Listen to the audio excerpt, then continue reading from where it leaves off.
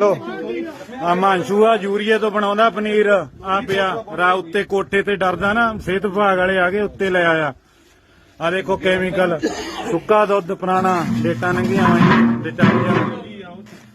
ਆ ਦੇਖੋ ਆ ਕੈਮੀਕਲ ਵਾਲਾ ਆ ਸੁੱਕਾ ਦੁੱਧ ਪਾਉਣ ਵਾਲਾ ਪਨੀਰ ਚ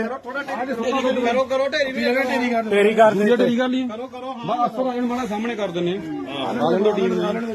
ਨੂੰ ਲਗਾਣਾ ਆ ਦੇਖ ਲੋ ਆ ਕੁਝ ਪਿੰਡ ਬੋਪਰ ਇਹ ਕਲਾ ਵਾਲੇ ਨੂੰ ਘਮਾਉਂਦਾ ਆਲੇ ਦਾਲੇ ਵਾਲੇ ਪਿੰਡਾਂ ਵਾਲੇ ਵੀ ਸਾਵਧਾਨ ਹੋ ਜਾਓ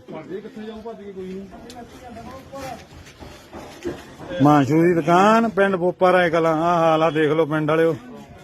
ਤੁਹਾਨੂੰ ਮਾਰਨਾ ਨਹੀਂ ਤਾਂ ਕੀ